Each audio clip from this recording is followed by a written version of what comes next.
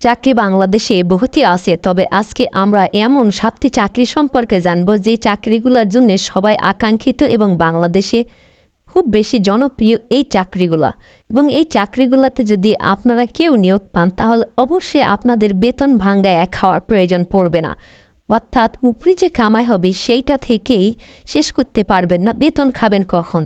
বাড়ি গাড়ি land property কোনো কিছুর অভাব হয় না যদি এই 7টার মধ্যে যে কোনো একটা চাকরিতে আপনি প্রবেশ করতে পারেন। আর হ্যাঁ, অবশ্যই ভিডিওতে একটি লাইক দিবেন আর এই ব্যাপারগুলো থেকে আপনারা সবাই সচেতন সতর্ক থাকবেন। নাম্বার 1-এ রয়েছে পুলিশ। পুলিশের চাকরি আপনারা সবাই জানেন। এক থানার এক পুলিশ একবার বিরক্ত হয়ে বলল যে এ কিরে ভাই, জীবনে এত অভাবে কোনোদিন পড়িনি, এমন এক থানায় পোস্টিং পড়লো যে বেতন ভাঙ্গায় আমাকে খেতে হচ্ছে। এই হচ্ছে পুলিশের চাকরি। বিশেষ করে ট্রাফিক পুলিশে যারা থাকেন তারা কিন্তু প্রতি মুহূর্তে প্রতি সেকেন্ডে বিভিন্ন ধরনের অর্থনৈতিক লেনদেনের ছবি আমরা সোশ্যাল মিডিয়ায় দেখে থাকি। দিন শেষে পকেটে ঠিক কত টাকা উঠে তা কিন্তু বাড়িতে নিয়ে এসে না গোনা পর্যন্ত সঠিকভাবে বলা যায় না। অর্থাৎ দিন শেষে ট্রাফিক পুলিশেরা চাকা ঘুরলেও টাকা, না ঘুরলেও টাকা, বসে থাকলেও টাকা, শুয়ে থাকলেও টাকা, শুধুমাত্র টাকা। অর্থাৎ বাড়িতে এনে গোনার পরেই বলা যাবে যে আজকের দিনে কি পরিমাণ টাকা উঠেছে হিসাব ছাড়া। 2 নম্বরে আমরা যেটি বলবো সেটা হচ্ছে বাংলাদেশের ভূমি অফিস। বলা হয়ে থাকে সব চাইতে ক্রিমিনাল সেকশন হচ্ছে এই ভূমি। আপনি কাগজ তুলতে যাবেন তাও ঘুষ, কাগজ জমা দিতে যাবেন তাও ঘুষ, খাজনা দিবেন তাও ঘুষ, খাজনা নিবেন তাও ঘুষ। ঘুষ ছাড়া আপনাকে কেউ যেন অফিসের চিনতেই পারে না, আপনার ফাইল যেন নড়তেই চায় না। প্রতি মুহূর্তে ঘুষ দিয়ে ভূমি অফিস থেকে আপনাকে কাজ করে নিতে হবে। ভূমি অফিসে আপনি পিয়ন মানে পুরা এলাকা আপনার কিনে ফেলার অবস্থা আমরা খবর বার্তাতে কিন্তু এরকমভাবে দেখে থাকি।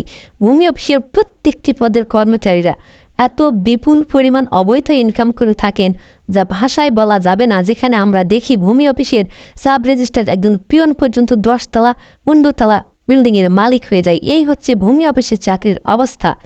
নাম্বার 3, পাসপোর্ট অফিস অথবা বিআরটিএ অফিস। আপনার জুতার তলা শেষ হয়ে যাবে কিন্তু আপনার ফাইল নড়বে না, আপনাকে কেউ চিনতেও পারবে না, আপনি অফিসের কোথায় কি হচ্ছে ঠিক মতো খুঁজেও পাবেন না। যতক্ষণ না ঘুষ দেবেন ততক্ষণ পর্যন্ত আপনার ফাইলের কোনো অগ্রগতি হবে না। পাসপোর্ট অফিস এবং বিআরটিএ অফিসের যারা কর্মকর্তা এবং কর্মচারীরা রয়েছেন তারা যে পরিমাণ ইনকাম করেন তাদের বেতনের কয়েক গুণ অন্তত এই উল্টো পাল্টা পথে ইনকাম করে থাকেন, যা অত্যন্ত বাংলাদেশের একটা কঠিন একটা অবস্থা। টাকা ছাড়া আপনার ফাইলের কোনো অগ্রগতি হবে না। নাম্বার 4, বিভিন্ন প্রজেক্টের কথা আমরা শুনে থাকি। আমাদের দেশে প্রজেক্টের নিয়ম হচ্ছে অর্ধেক তোমার অর্ধেক আমার। প্রকল্প আসবে, সাবমিট হবে বিল, শুধু টাকার খেলা যাবে। প্রকল্প অধিদপ্তরে এবং যারা প্রকৌশল বিভাগের টেন্ডারের দায়িত্বে যারা থাকেন তারাও কিন্তু বিপুল পরিমাণ অর্থ এই অবৈধ উপায়ে ইনকাম করে থাকেন। নাম্বার 5, কাস্টমস এবং বন্দরে পণ্য আনবেন তাও ঘুষ, পণ্য নিয়ে যাবেন তাও ঘুষ, ভালো হবে তাও ঘুষ, মন্দ হবে তাও ঘুষ। ঘুষ ছাড়া কোনোভাবেই আপনার পণ্য ছাড়াতে পারবেন না। এ হচ্ছে কাস্টমের অবস্থা। দিন শেষে কত টাকা বাড়িতে আসবে এখানেও কিন্তু না গুনে আগে থেকেই বলা যাবে না।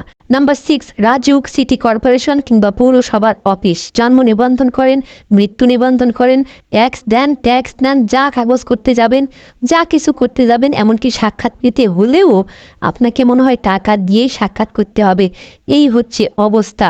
এবং নাম্বার 7 হচ্ছে সরকারি হসপিটাল, বেসরকারি হসপিটাল।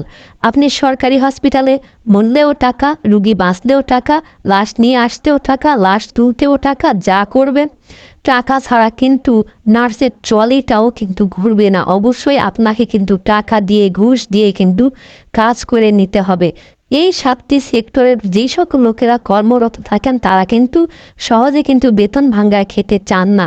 তো এই 7টি চাকরি সম্পর্কে আপনারা সচেতন থাকবেন, ঘুষ থেকে দূরে থাকবেন এবং আমাদের সমাজটাকে সুন্দর করতে সবাই মিলে সহযোগিতা করবেন। আর পছন্দ হলো ভিডিওতে একটি শেয়ার মেরে দিবেন, লাইক মেরে দিবেন। সবাই ভালো থাকবেন, অনেক ধন্যবাদ।